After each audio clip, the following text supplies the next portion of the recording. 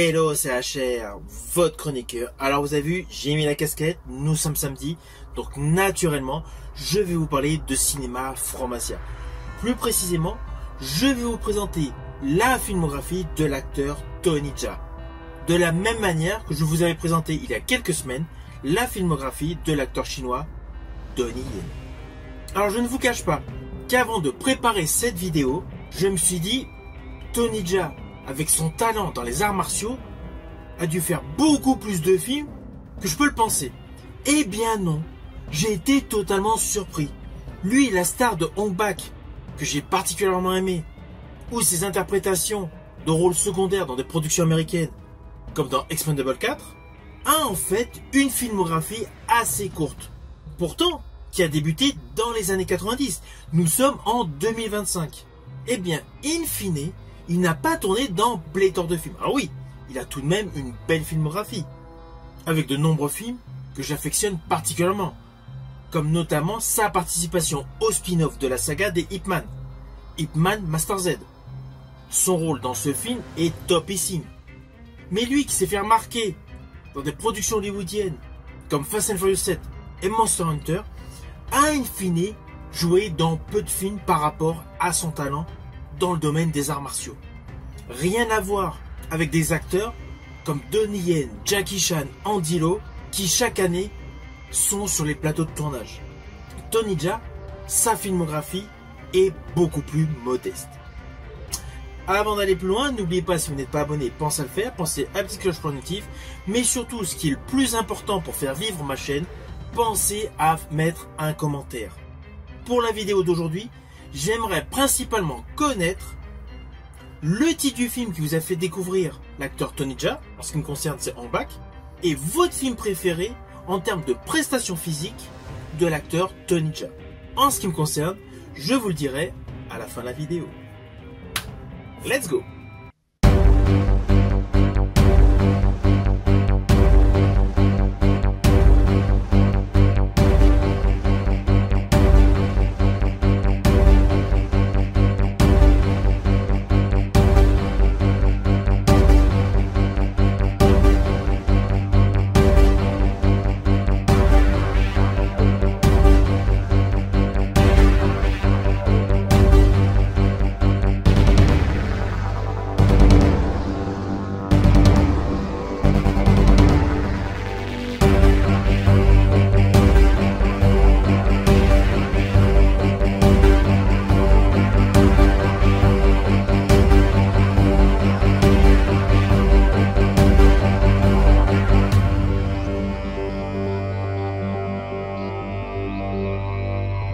Alors tout d'abord, sachez que Tony Jaa est en fait un surnom pour l'Occident. Son nom original est Panom Yero. Il est né le 5 février 1976 dans la province de Surat, naturellement en Thaïlande. Outre le fait de ses qualités en arts martiaux, il est principalement acteur, cascadeur et réalisateur. Alors à la base, Tony Jaa est issu d'une famille modeste. Celui-ci est passionné de cascade. De ce fait, à l'âge de 15 ans, il intègre une équipe de cascadeurs nommée Muay Thai Stun, ce qui lui permettra, moins d'un an après, de jouer dans le film Sing Siam, où il interprète des scènes de boxe thaïlandaise. S'ensuit son intégration au Mahasarakam College of Physical Education, où il s'entraîne à divers sports, à de la gym et surtout à de multiples arts martiaux. Mais cela n'empêche pas qu'il continue de travailler en tant que cascadeur et en tant que doubleur. Son talent est constaté, de ce fait, il joue un rôle important dans le film Spirit Warrior. Film au scénario très succinct, mais essentiellement basé sur des chorégraphies de combat totalement névrosées. En 96, il joue dans le film Mew Pra Pin Hod. Alors désolé pour la prononciation. C'est un film axé sur les gangs, avec un peu d'humour, mais essentiellement de l'action et des gunfights. Ce film d'ailleurs ressortira en 2011 avec le titre Muay Thai Assassin, le sang du dragon. Ça c'est suite à sa renommée internationale.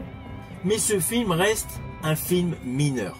Toujours en 96, il joue dans Battle Warrior, film d'action essentiellement ancré dans le domaine horrifique, L'histoire est totalement farfelue, on va pas se mentir.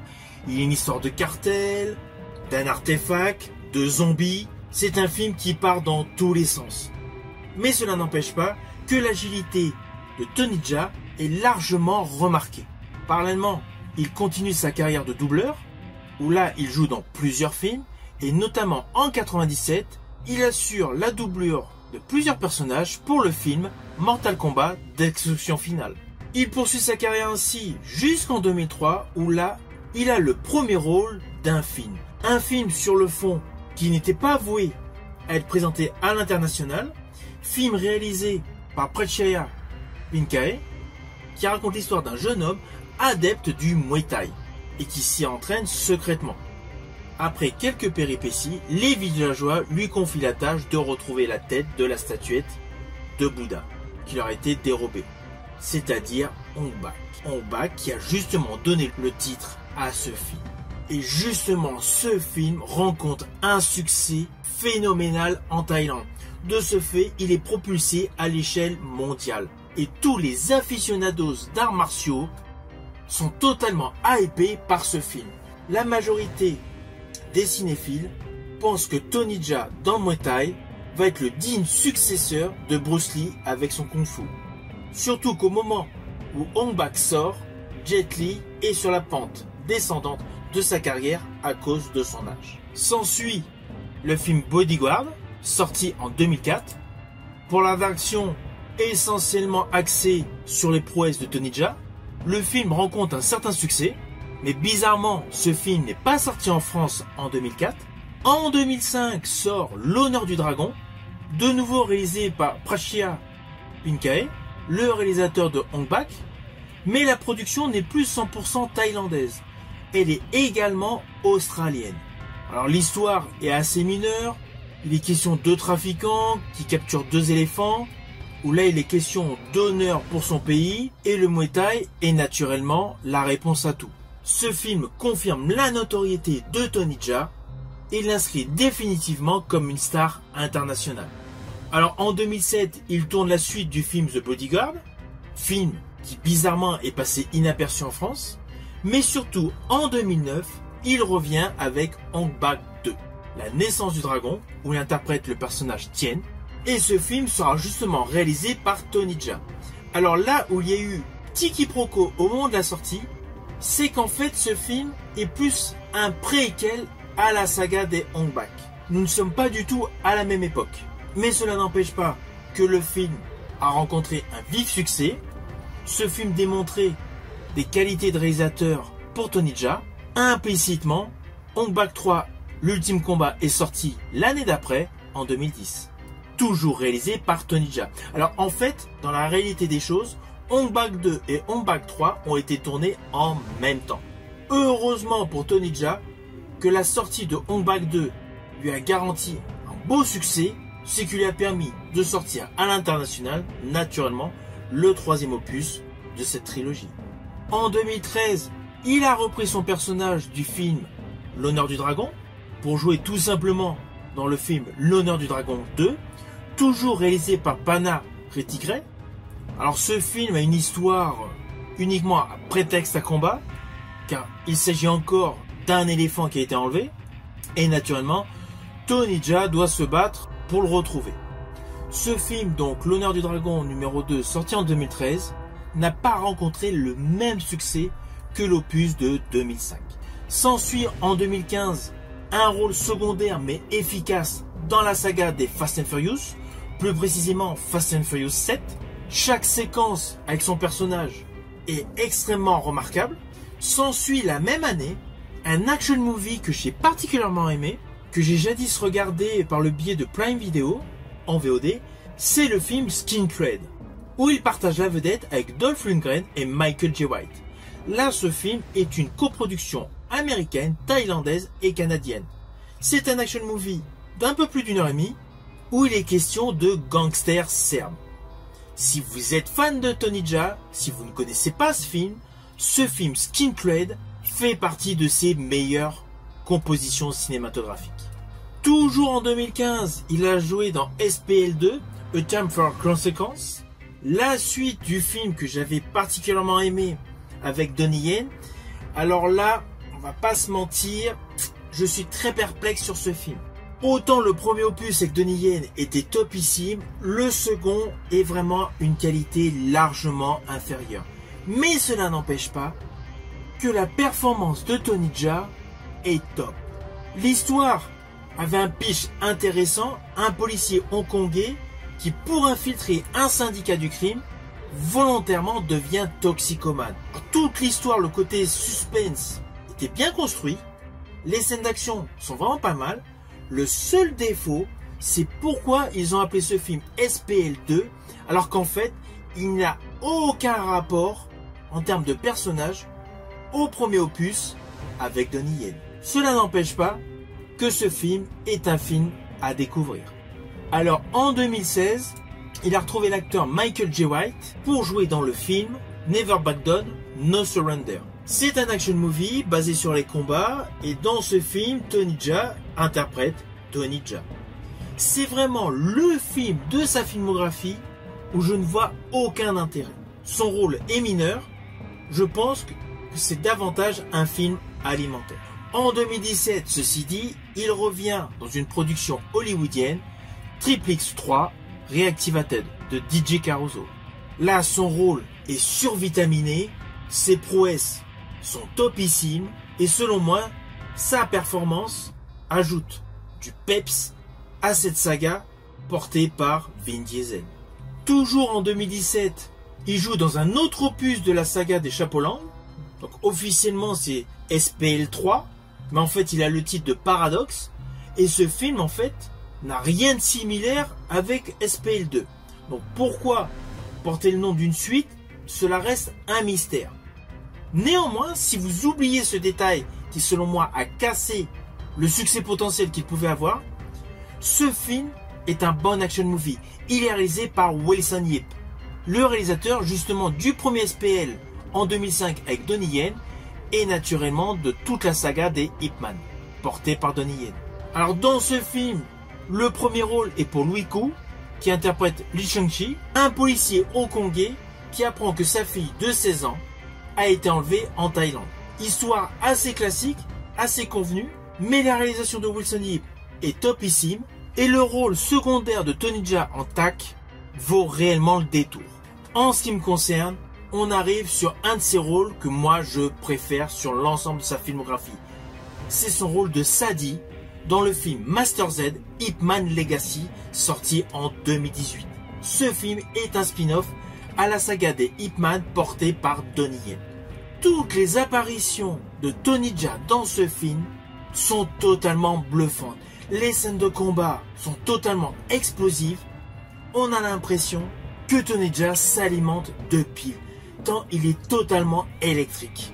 En 2019, il joue dans un excellent action movie, coproduction chinoise, thaïlandaise, américaine et française, où il partage la vedette avec des stars de films de combat, notamment Iko Uwais, Tiger Chen et Scott Adkins, où nous suivons une équipe de mercenaires avec aucun scrupule. Et d'ailleurs, il retrouve dans ce film une nouvelle fois l'acteur Michael Jai White.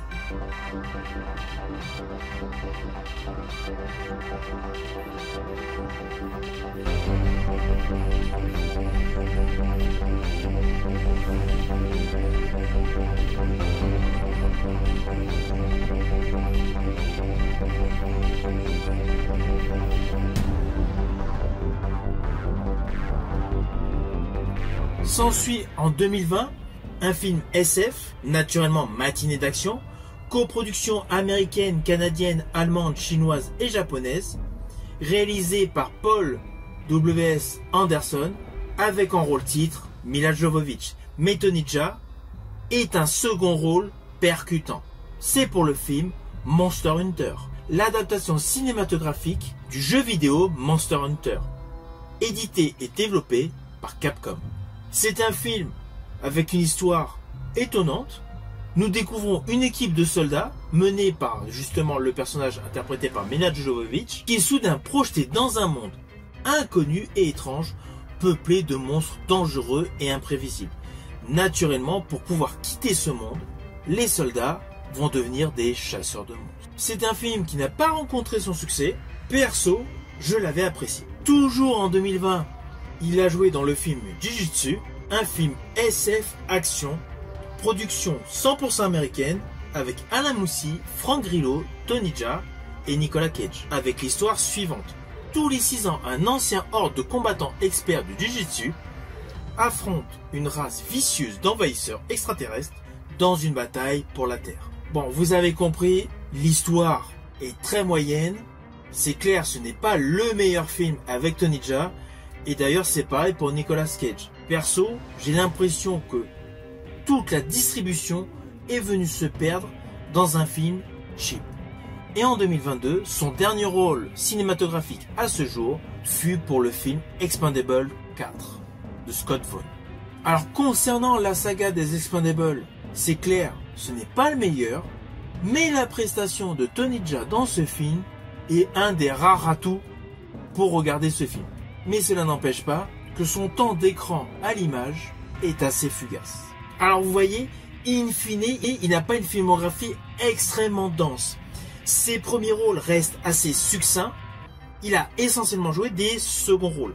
Alors je vous avais dit qu'en fin de vidéo, je vous dirais mes préférés parmi sa filmographie. Il y a naturellement On Back, Skin Trade et Triplet. Et je préciserai même que mon film préféré avec Tony Jaa est Triple Treat. Alors désolé pour la prononciation. Mais voilà. Tony Jaa est selon moi un des meilleurs en arts martiaux pour le cinéma. Perso, j'aurais bien aimé qu'un film se fasse autour de Tony Jaa, Donnie Yen, Jackie Chan et Jet Li. Ce quatuor d'acteurs ensemble aurait été topissime. Dites-moi d'ailleurs si vous pensez la même chose. J'espère que vous avez aimé la vidéo. Pensez à me dire quels sont les films que vous avez vus avec Tony Jaa parmi ceux que je vous ai présentés. Et surtout, quel est votre film préféré avec Tony Jaa. Je vous dis à bientôt pour une prochaine vidéo.